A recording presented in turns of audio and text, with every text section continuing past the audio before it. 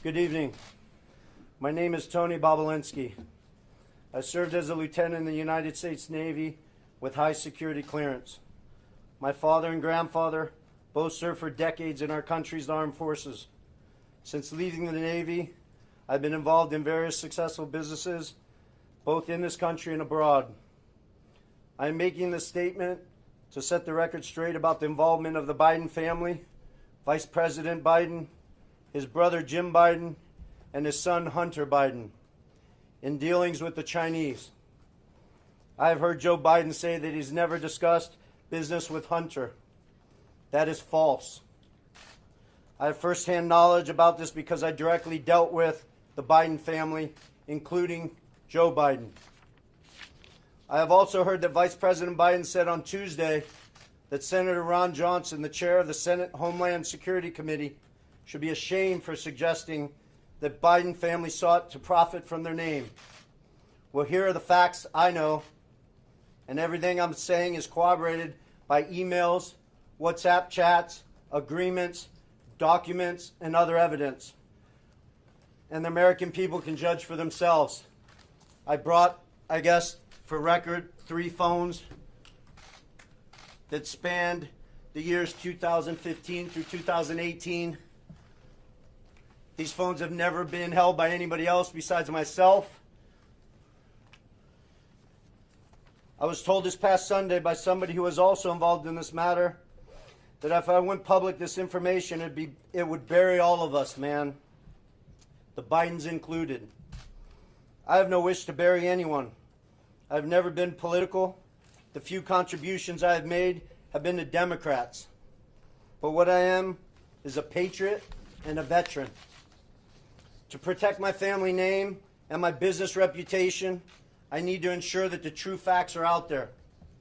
In late 2015, I was approached by James Gilliar, whom I had known for many years, about joining him in a deal which he said would involve the Chinese state-owned enterprise CEFC China Energy and what he called one of the most prominent families in the United States.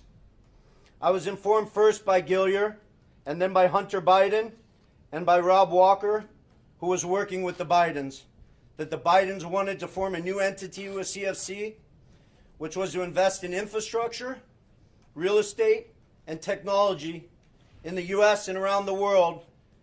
And the entity would initially be capitalized with $10 million and then grow to billions of dollars of investment capital. After months of discussion, I agreed at Gilliar and Hunter Biden's request to become CEO of the entity to be called Sinohawk.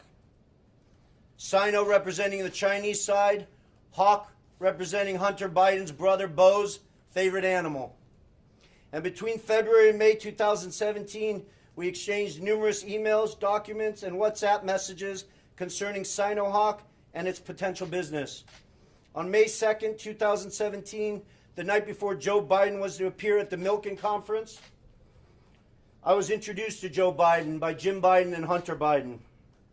At my approximately hour-long meeting with Joe that night, we discussed the Biden's history, the Biden's family business plans with the Chinese, with which he was plainly familiar, at least at a high level. After that meeting, I had numerous communications with Hunter, Walker, Gilliar, and Jim Biden regarding the allocation of the equity ownership of Sinohawk. On May 13, 2017, I received an email concerning allocation of equity, which says 10% held by H for the big guy.